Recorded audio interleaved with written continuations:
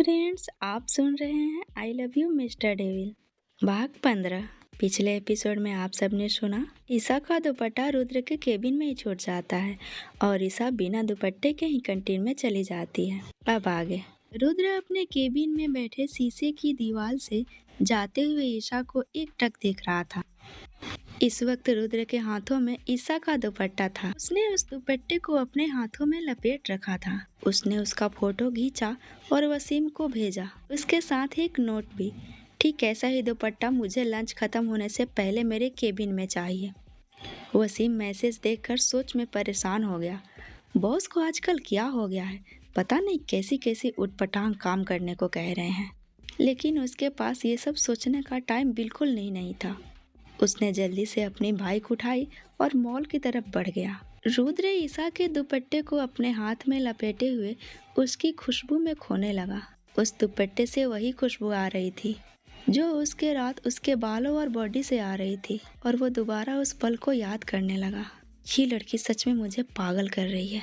तभी दरवाजा खटखटाने की आवाज आई और रुद्र ने दुपट्टा जल्दी से अपने डोर में रख दिया। कमिंग कहने के साथ ही पूजा अंदर आई। उसके हाथ में खाने का बॉक्स था।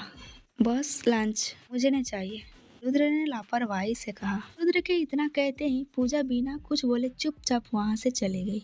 मॉल में लर्शिका और सांझ अपने मनपसंद शॉपिंग करते करते अलग अलग कैबिनेट में घुस गई थी। जब वसीम वहां पहुंचा तो जल्दबाजी में वो एक सेल्स गर्ल के पास गया और उसे अपना मोबाइल दिखाते हुए बोला, मैम मुझे यही दुपट्टा चाहिए। सेल्स गर्ल ने उसका फोटो देखा और वो वसीम को देखने लगी। थोड़ी दूर खड़ी सांझ ये सब देख रही थी और उसके माइंड में गलत ख्याल आने लगे और उसकी आंखें रुआशी हो गई। वसीम किसके लिए दुपट्टा खरीद रहे हैं? तभी उसका ध्यान सेल्स गर्ल की बातों से टूटा। सर, ये दुपट्टा यहाँ नहीं मिलेगा, ये आपको सड़क के किनारे ठेले या खोमचे वाले के पास मिल जाएगा। ओके, अब पक्का ना? वसीम जल्दबाजी में पूछा। श्योर सर, ये वहीं मिलेगा, सेल्स गर्ल ने वसीम को देखते हुए कहा। उसके ऐसे एक टक घूरने से वसीम अनकंफर्टेबल हो गया था। थैंक यू कहते हुए वसीम वहां से तेजी से निकल गया। वो सेल्स गर्ल अब भी वसीम को देख रही थी। वसीम की पर्सनालिटी और उसकी बॉडी ऐसी थी कि कोई भी लड़की उसकी तरफ अट्रैक्ट हो जाती थी। सांझ ने जब उसे ऐसे वसीम को ताड़ते देखा तो उसने अपनी मुट्ठी को अपनी हथेली में इतना कसकर दबाई कि उसके लंबे नाखून उसकी हथेली में गड़ गए और खून निकलने लगा। देखो तो कैसे घुर रही है, लगता है आंखों से ही पी जाएगी। वसीम जा चुका था। लसिका उसे हिलाते हुए बोली, सांझ क्या हुआ, किसको कोस रही हो? तभी उसका ध्यान उसकी हथेली पर गया। क्या कर रही है? उसने उसके हाथ को अपने हाथ में लिया। मैं जा रही हूँ, आप मेरा सामान लेकर आना, कहते हुए सांझ ने उससे अपना हाथ छुड़ाया और तेजी से बाहर निकल गई। सांझ सुन तो, मैं गाड़ी लेके नहीं जा रही दी, आप गाड़ी लेके जाना, कहते हुए सांझ दौड़कर मॉल से बाहर निकल गई। वसीम अपनी गाड़ी स्टार्ट करने ही जा रहा था कि सांझ उसके पीछे बैठते हुए बोली, मुझे भी भाई से मिलने जाना है, मैं भी ऑफिस चल रही हूँ। ये कहते हुए सांझ की धड़कन बुलेट ट्रेन की रफ्तार से चल रही थी। वसीम गाड़ी से नीचे उतर गया और उसने सांझ का हाथ पकड़कर उसे भी नीचे उतार दिया। अगर आपको ऑफिस जाना है तो अपनी कार से जाइए। और वो वापस अपनी बाइक पर बैठते हुए बोला, मुझे इस वक्त जरूरी काम है, मैं ऑफिस नहीं जा रहा। सांझ उसके बाइक के आगे आ गई और उसके हैंडल को पकड़कर बोली, ऐसा कौन सा जरूरी काम है जो आप मुझे अपने साथ नहीं ले जा सकते? अब वसीम को गुस्सा आने लगा।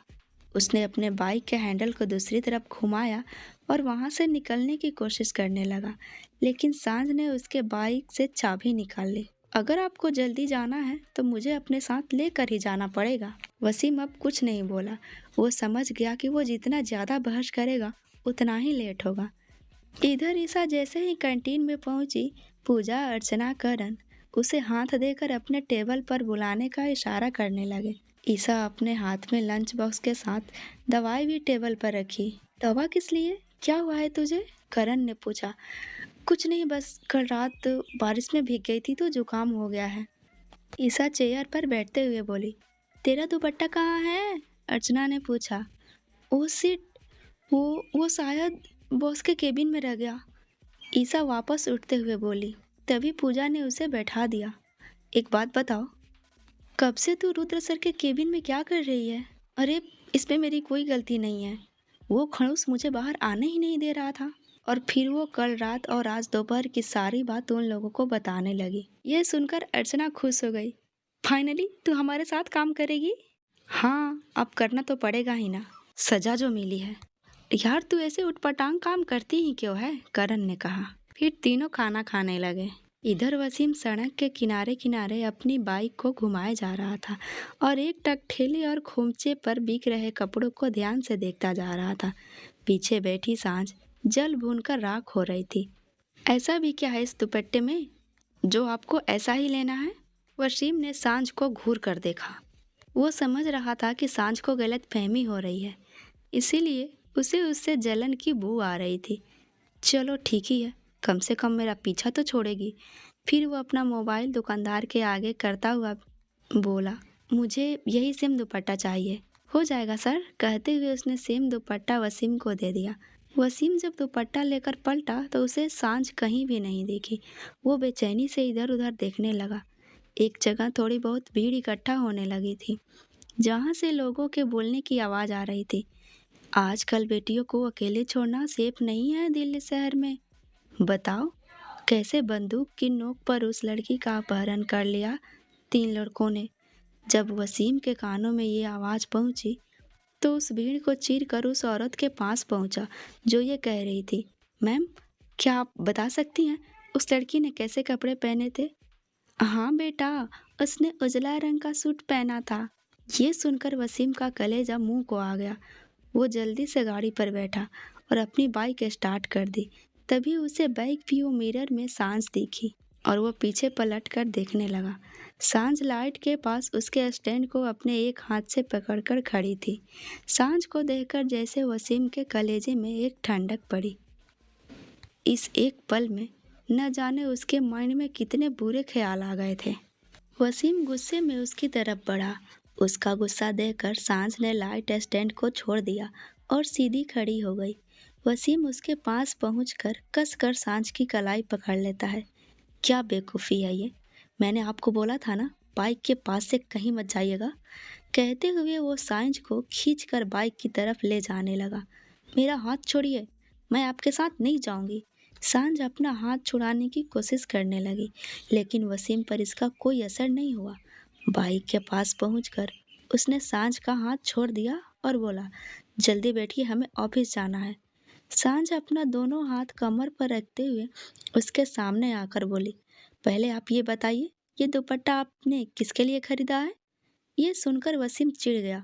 मुझे नहीं पता ये दुपट्टा किसके लिए है, अब चुपचाप से बैठ जाइए।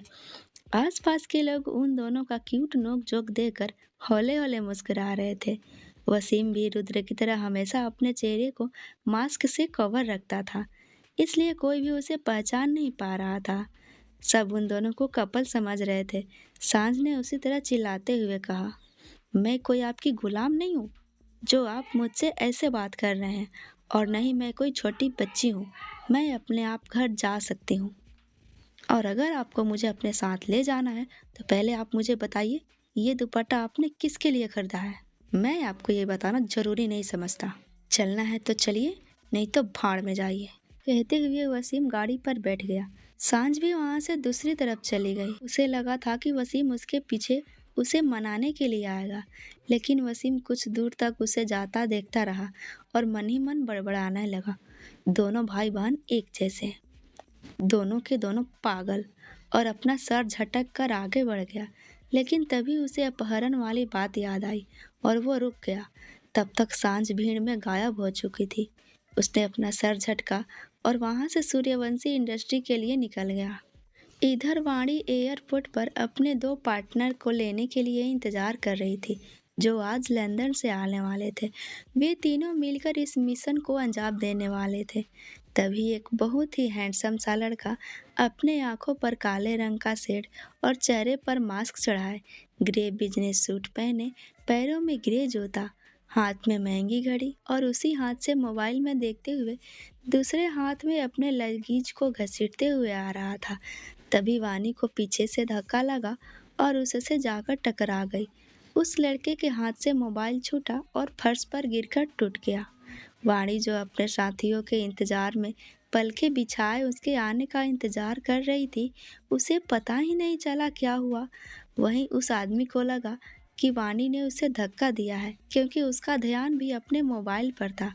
फिर क्या था, दोनों की नजरें मिली और उस आदमी ने, जिसका नाम वीर था, अपने आंखों पर से चश्मा हटाया और चिढ़ गया। आर यू ब्लाइंड इडियट, मेरा फोन तोड़ दिया। वाणी अपना मुंह खोले उसे ही देख रही थी।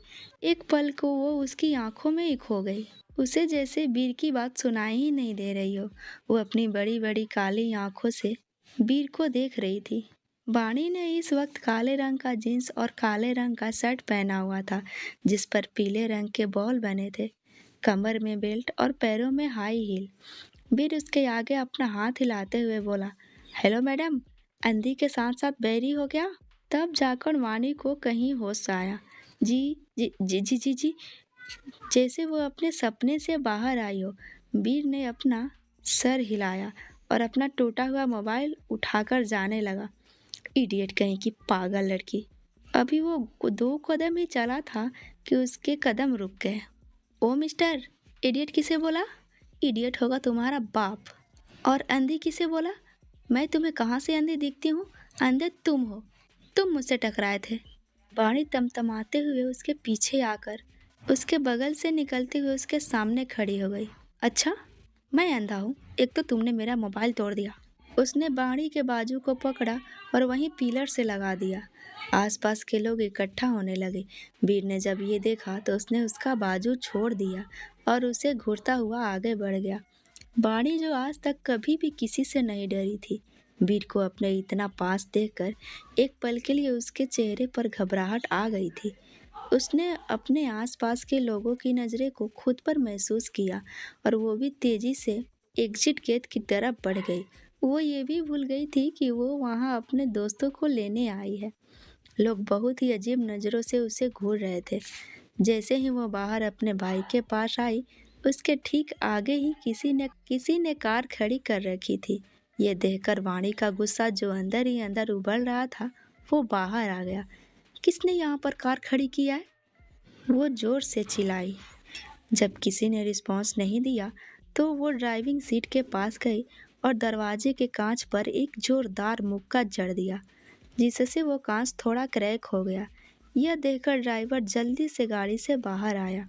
उसकी उम्र 55 के आसपास होगी।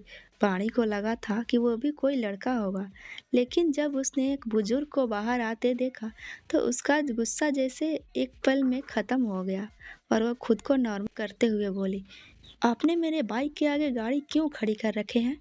अब मैं बाइक कैसे निकालूं? सॉरी बेटा, उस आदमी ने बड़े ही सहज भाव से कहा। बस साहब 2 मिनट में आते ही होंगे, आप 2 मिनट वेट कर लीजिए। तभी वहां वीर आ पहुंचा। ड्राइवर ने उसके हाथ से लगेज लिया और उसे झुक कर ग्रीट किया। इस पर वीर थोड़ा नाराज होते हुए बोला, क्या काका, मैंने आपको कितनी बार कहा, आप मुझसे गले मिला कीजिए। ये कहकर वो उनके गले लग गया। तभी ड्राइवर के पीछे खड़ी वाणी पर उसकी नजर पड़ी तो वो चौंक गया। तुम चुड़ैल? वाणी उसे थोड़ी देर के लिए पहचान नहीं पाई, क्योंकि उसने मास्क उतार दिया था। वीर ने बिना वाणी को एक मौका दिए ही काका की तरफ देखते हुए बोला, काका, इनसे मिलिए, मिस बकबक चुड़ैल। वाणी ने उसे घूर कर खा जाने वाली नजरों से देखा। इन्होंने मेरा फोन तोड़ दिया क्योंकि इनके आंख और कान सही से काम नहीं कर रहे हैं। इनके सिर में आंख की जगह बटन लगे हैं और कान की जगह आम के पेड़ के पत्ते। ठीक कहा ना मिस बकबक चुड़ैल? वाणी का इतना सुनना था कि उसने एक पंच वीर के चेहरे पर जड़ दिया। मुक्का खाते ही वीर लड़खड़ा गया। उसे वाणी से ऐसी उम्मीद बिल्कुल भी नहीं थी। पंच इतना जोरदार था कि उसके नाक से खून निकलने लगा। अगर ड्राइवर ने उसे पीछे से थामा नहीं होता तो वो इस वक्त सड़क पर नीचे पड़ा होता। तुम नए नहीं हो मेरे लिए। तुम जैसे 10 छछूंदरों से मेरा रोज पाला पड़ता है और मुझे ना तुम जैसे छछूंदरों को अच्छे से हैंडल करने आता है। वाणी ने उसके तरफ एक उंगली पॉइंट करते हुए कहा। ये देखकर वीर सीधा खड़ा हुआ और अपने नाक से बह रहे खून को साफ करते हुए बोला, काका, आप जरा अपना चेहरा दूसरी तरफ घुमा लीजिए। और वो बाड़ी के तरफ धीरे धीरे बढ़ने लगा। बाड़ी का वंश खाते ही उसको समझ में आ गया था कि ये जरूर या तो कोई पुलिस वाली है या कोई जिम वाली कराटा चैंपियन लड़की। इसलिए वो उसके वार के लिए तैयार था। तुम वहीं रुक जाओ, मैं तुम्हें लास्ट वार्निंग देती हूँ। जब वीर ने ड्राइवर को दूसरी तरफ मुंह घुमाने को बोला था, तभी वाणी को अंदाजा हो गया था कि वो क्या करने वाला है। लगता है एक पंच से ना तुम्हारा मन नहीं भरा है। कहते हुए उसने दूसरा पंच वीर की तरफ बढ़ाया ही था कि वीर ने उसके पंच को अपनी मुट्ठी में भर लिया और उसके दोनों हाथ अपने एक हाथ से पकड़कर कमर के पीछे लगा दिया और अपने दूसरे हाथ से उसके बालों को पीछे से पकड़कर कार के बोनट पर लेटा दिया। बाणी खुद को छुड़ाने के लिए छटपटा रही थी। आज पहली बार कोई उसे टक्कर देने वाला मिला था। नो, बहुत पछताओगे तुम बहुत गलत कर रहे हो तुम। छोड़ दो मुझे, नहीं तो मैं तुम्हें जान से मार दूंगी। वीर के होठों पर एक टेढ़ी मुस्कान आ गई और वो गौर से उसकी आंखों में देखते हुए उसके होठों की तरफ झुकने लगा। वो अभी उसके होठों को चूमता, उसके पहले ही वाणी ने अपने टखने से वीर के दोनों पैरों के बीच में मारा और वीर ने उसके झटके से छोड़ दिया और अपने दोनों हाथ अपने दोनों जंघाओं के बीच रखकर नीचे सड़क पर ही लेट गया। ड्राइवर दौड़कर उसके पास आया। वीर बेटा। लेकिन वाणी यहीं तक नहीं रुकी। उसने सड़क पर पड़े वीर को कॉलर से पकड़कर खड़ा कर दिया। तुम मुझे आम लड़कियों की तरह समझ रहे हो, हल्के में मत लेना मुझे। और दोबारा उसके चेहरे पर एक पंच मार दिया। तुम्हारी हिम्मत कैसे हुई मेरे साथ ऐसी बदतमीजी करने की? ड्राइवर उसके पास आया और उसके बाजू को पकड़कर रोका। क्या कर रही हो तुम? ये कुछ बोल नहीं रहे हैं तो तुम कुछ भी करोगी? अब कितना मारोगी? नाक से खून निकलने लगा। बानी ने ये देखा तो छोड़ दिया और अपने बाइक को स्टार्ट कर बिना उसकी तरफ देखे वहां से तेजी से निकल गई। वीर भी थोड़ी देर बाद खड़ा हो गया। काका, आज आप टैक्सी से घर आइए, गाड़ी मैं खुद चलाऊंगा। कहते हुए वो बिना काका की बात सुने ड्राइविंग सीट पर बैठ गया। जैसे ही उसकी नज़र दरवाजे पर पड़ी जिसकी कांच टूटी हुई थी, तो उसने अपना गर्दन घुमाकर देखा। काका ने अपना सर झुका दिया। वीर को अपना जवाब मिल गया और वो फुल स्पीड के साथ वहां से निकल गया।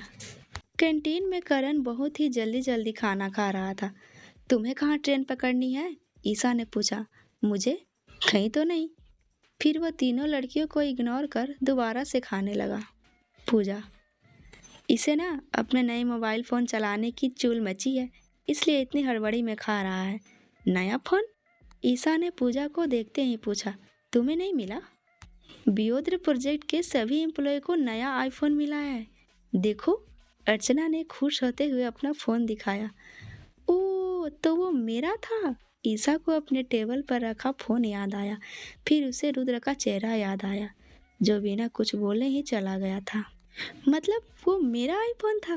ओ गॉड। और फिर मन में सोचने लगी, वैसे ये डेविल इतना भी बुरा नहीं है। ईसा के होठों पर एक मुस्कान आ गई, लेकिन अगले ही पल वह उदास हो गई। क्या हुआ? मैं अपना दुपट्टा लेने कैसे जाऊंगी? वो तो डेविल मुझे कच्चा ही खा जाएगा। करण, तुम रोनी सर से बोलो ना, वो ले आएंगे मेरा दुपट्टा।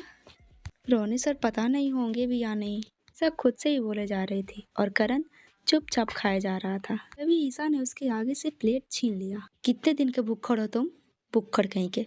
मेरी बात सुनाई दे रही है तुम्हें? अरे हाँ, चैन से खा तो लेने दो। कहते हुए करण ने वापस से अपना प्लेट अपनी तरफ खींचा। तीनों ने एक नज़र करण को देखा और फिर जोर जोर से हंसने लगी, लेकिन करण को इस बात से कोई फर्क नहीं पड़ता था।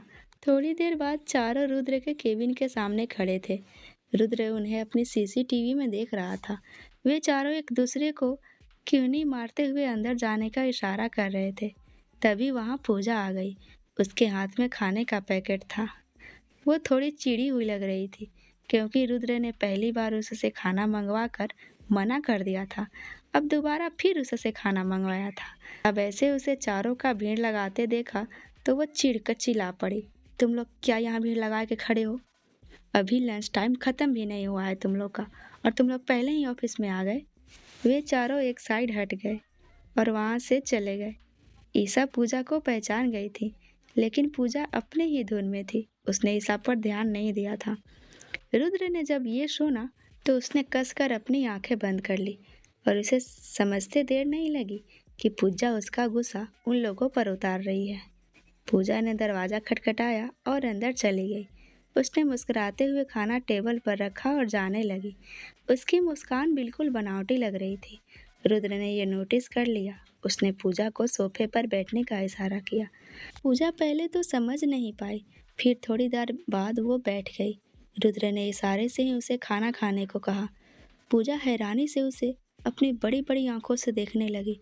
रुद्र ने फिर से उसे इशारा किया तो पूजा हकलाते हुए बोली, सर मैंने अभी जस्ट खाना खाया है। लगता है तुम्हें सुनाई नहीं दिया कि मैंने क्या कहा। और वो टेबल से टिक कर खड़ा हो गया। पूजा बिना देर किए चुपचाप खाने लगी। एक एक निवाला वो बहुत ही मुश्किल से गले से नीचे उतार रही थी। उसका पेट पूरी तरह से भरा हुआ था। जब जैसे तैसे उसने अपना आधा खाना खत्म किया।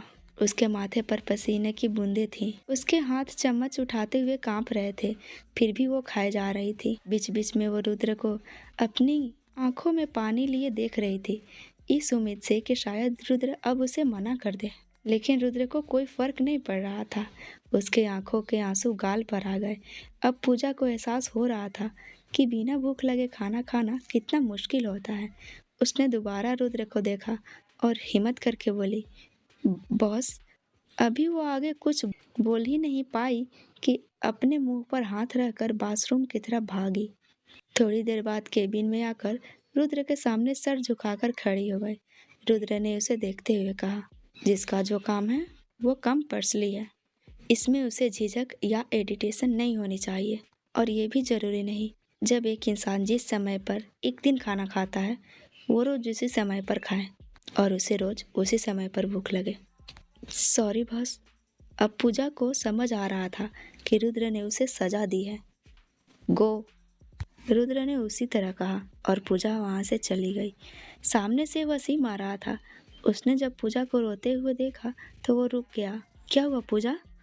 पूजा कुछ नहीं बोली। वो अपनी चाल तेज करके वहाँ से निकल गई। वसीम ने दरवाज़ा नॉक किया और अंदर आया। दुपट्टा उसने रुद्र को थमा दिया और वो सवालिया नज़रों से उसे देखने लगा।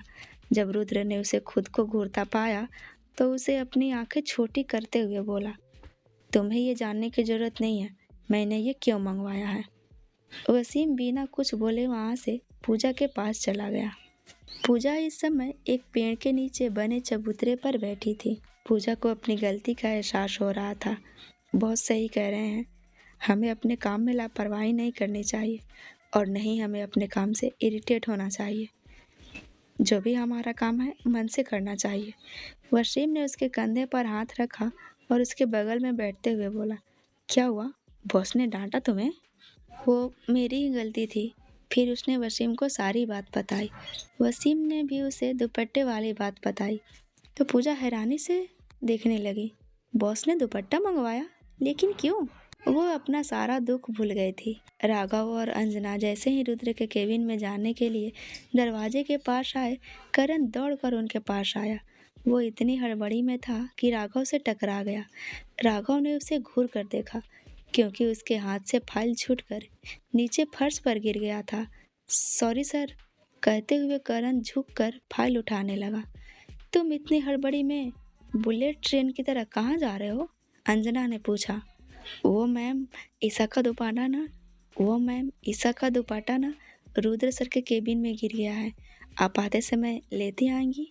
करण ने अपनी बढ़ती हुई सांसों को कंट्रोल करते हुए कहा। अंजना ने थोड़ी दूर खड़ी ईसा को देखा जो अर्चना और पूजा के साथ खड़ी थी। ईसा ने अंजना को देखते हुए पप्पी फेस बना लिया।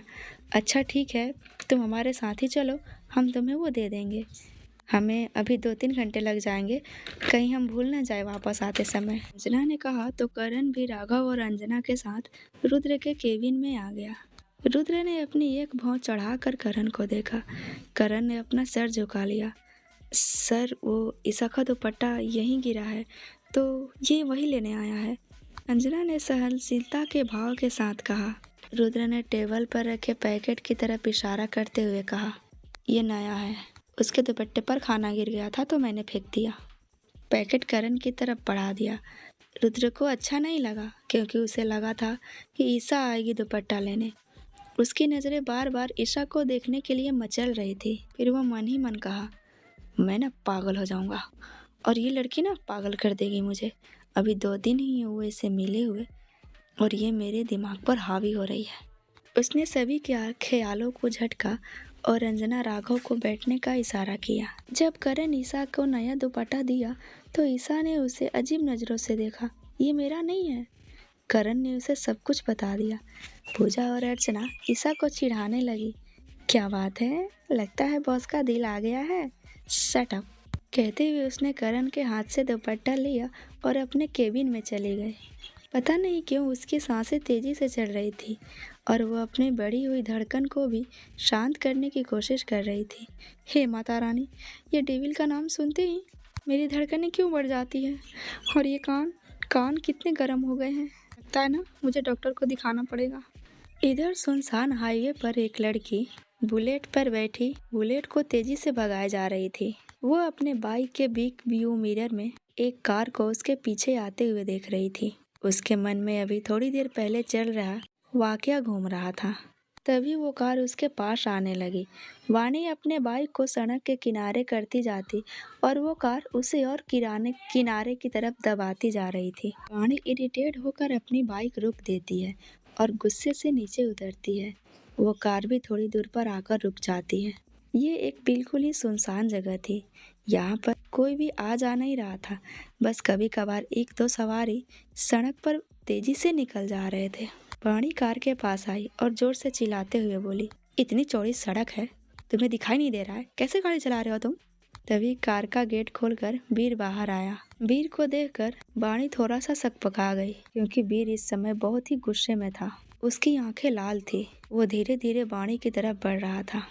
पब्लिक प्लेस होने की वजह से मैंने तुझे कुछ नहीं कहा और मैंने तुमसे थोड़ी सी हंसी मजाक कर ली तो तुमने मुझे पंच पे पंच जड़ दिया। वीर अपनी दांत पीसते हुए कहा, तुम्हें क्या लगता है कि सिर्फ पंच मारना तुझे आता है, मुझे नहीं? इतना कहने के साथ ही वीर ने एक जोरदार पंच वाणी के मुंह पर दे मारा। वाणी पीछे अपने बाइक पर जा गिरी। थोड़ी देर बाद वो खड़ी हो गई। व्हाट द हेल, क्या है ये? तुमने मुझे मारा? हाँ मारा, और ये जो तुमने मेरी गाड़ी का नुकसान किया है ना, इसकी भरपाई भी अब तुम्हें करनी होगी, वरना वरना पुलिस स्टेशन जाने के लिए तैयार हो जाओ। मैं कोई भरपाई नहीं करने वाली। और तुमने मुझे मारा कैसे? कहते हुए वाणी उसकी तरफ झपट पड़ी। वीर अपनी कार के गेट से टिक कर खड़ा था। वाणी पूरे जोर से उसके तरफ अपने मुट्ठी का पंच बनाकर बढ़ी। तभी वीर ने झटके से दरवाजा खोल दिया और वहां से हट गया। वाणी सीधे कार के पिछली सीट पर जा गिरी। वीर ने बिना एक क्षण गवाए कार के अंदर आ गया और अब वो वाणी के ऊपर था। उसने वाणी के दोनों हाथ अपने एक हाथों से पकड़ा और उसे सीट पर प्रेस कर दिया। फिर उसने वाणी के दोनों पैरों को अपने दोनों पैरों के बीच में जकड़ लिया। अब वाणी हिल भी नहीं पा रही थी और वो उसके होठों की तरफ बढ़ने लगा। वाणी ने अपना सर दूसरी तरफ घुमा लिया। देखो, तुम बहुत पछताओगे। ने अपने एक हाथ से उसके बालों को अपने मुट्ठी में भरा और उसका चेहरा अपनी आंखों के सामने कर लिया। थोड़ी देर तक उसके चेहरे को देखने के बाद उसने उसके होठों को अपने होठों से लॉक कर दिया। वाणी का माइंड पूरी तरह से ब्लैंक हो गया। उसे कुछ समझ नहीं आ रहा था कि वो वीर को कैसे रोके, क्योंकि वीर उस पर पूरी तरह से हावी था। वो अपने आप को छुड़ाने के लिए छटपटा रही थी, लेकिन सब बेकार था।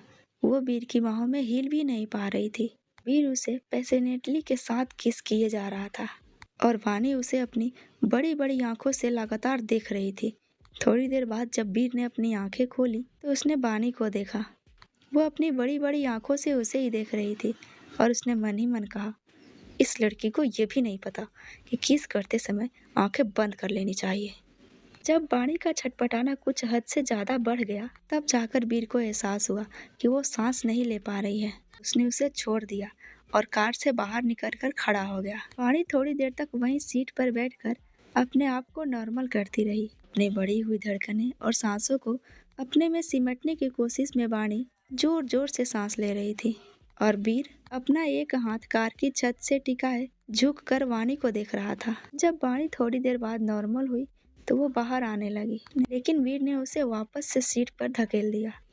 ये सिर्फ एक पंच का हिसाब था और इतना कहने के साथ ही वो दोबारा बाणी के ऊपर आ गया। बाणी अभी कुछ समझ पाती, उसने बाणी को दोबारा उसी तरह से लॉक कर दिया और उसे फिर से किस करने लगा। इस बार वो सिर्फ उसके होठों तक नहीं रुका, वो उसके गर्दन, उसकी आंखें और उसके कॉलर बोन हर जगह किस कर रहा था। बाणी का बाल वीर की मुट्ठी में गिरफ्त था, इसलिए वो अपना सर नहीं हिला पा रही थी। अब बाणी के आंखों में आंसू आने लगे थे और वो आंसू लुढ़क कर उसके आंख के कोने से नीचे गिर रहे थे। ये पहली बार था जब उसे किसी लड़के ने ऐसे छुआ था। किस तो दूर, वो अपने आप को किसी भी लड़के को छूने भी नहीं देती थी, लेकिन वीर ने न तो उसे सिर्फ छुआ बल्कि उसे किस भी किया। किस भी केवल होठों पर नहीं, उसके अदर बॉडी पार्ट पर भी। वीर ने अपने एक हाथ को बाणी के बालों से आजाद किया और उसके कंधे से उसके शर्ट को नीचे खिसका दिया और वो उसके कंधे को चूमने लगा। बाणी को अब जाकर थोड़ा बहुत होश आया और वो जोर जोर से चिल्लाने लगी। उसको ऐसे चिल्लाता देख वीर भी होश में आया। वीर अब तक पूरी तरह से मदहोशी में डूब चुका था। बाणी के जोर जोर से चिल्लाने पर वो भी अपने होश में आया और उसने बाणी को छोड़ दिया। वहीं सीट पर बगल में बैठ गया। उसने कार का दरवाजा अंदर से लॉक कर लिया। बाणी इस बार न तो चिल्लाई और नहीं गुस्सा हुई। वो बस सीट पर बैठे हुए अपनी सांसों को कंट्रोल करने की कोशिश कर रही थी और रोई जा रही थी। उसकी आंखों से आंसू निकल रहे थे। बाणी को याद नहीं था कि वो पिछली बार कब रोई थी। आज वो बहुत दिनों बाद रो रही थी। वीर बाणी को रोते हुए देख रहा था और अब उसे बुरा लगने लगा था। मैंने कुछ ज्यादा ही कर दिया इसके साथ। चलो वैसे ठीक ही है, दूसरी बार किसी को बिना सोचे समझे पंच तो नहीं मारेगी। कम से कम एक बार इसे मैं याद तो आऊंगा। कहते हुए वीर ने कार का दरवाजा खोला और बाहर निकल गया। फिर थोड़ी देर बाद उसने बानी का हाथ पकड़ा और उसे भी खींचकर बाहर निकाल दिया और बानी को सड़क पर छोड़कर वहां से चला गया। बानी बस उस कार को जाते हुए देख रही थी। उसे अभी भी कुछ भी समझ नहीं आया कि इन 2-4 पलों में उसके साथ क्या हो गया। फिर उसने अपने आंसू पोंछे और अपने बाइक पर आकर बैठ गई। उसका ध्यान उसका मोबाइल का रिंग से टूटा। उसका मोबाइल उसके पॉकेट में लगातार बज रहा था। उसने मोबाइल निकालकर देखा तो उस पर काहिरा का नाम फ्लैश हो रहा था। काहिरा और मयंक एयरपोर्ट के बाहर वाणी का इंतजार कर रहे थे। वाणी ने जैसे ही फोन उठाया, काहिरा बोली, कहाँ हैं आप चीफ? आप अभी तक आई नहीं, हम दोनों आ गए हैं। वाणी ने बहुत ही धीमे स्वर में कहा, तुम दोनों टैक्सी कर लो और उसे पता बता देना, वो तुम दोनों को छोड़ देगा। मैं किसी काम में हूँ। बिना उनका जवाब सुने वाणी ने फोन काट दिया। इधर आक्रांत सोफे पर बैठे बैठे न जाने कितने ही कप कॉफी और चाय पी चुका था। उसे इस बात की उम्मीद देकर बैठाया गया था कि रुद्र उससे मिलेगा और वो भी चुपचाप उसका इंतजार कर रहा था। दोपहर के 3 बज चुके थे और अब तो 1 घंटे में ऑफिस की छुट्टी हो जाएगी। अब उसने उम्मीद छोड़ दी थी। वे उसके पास रिसेप्शनिस्ट वाली लड़की आकर बोली, सर आप लिफ्ट से 55वें मंजिले पर चले जाइए, वहीं पर रुद्र सर आपसे मिलेंगे। वहाँ पर आपको रोनी सर लेने आएंगे। यह सुनकर आक्रांत ने एक लंबी सांस ली और वो लिफ्ट की तरफ बढ़ गया।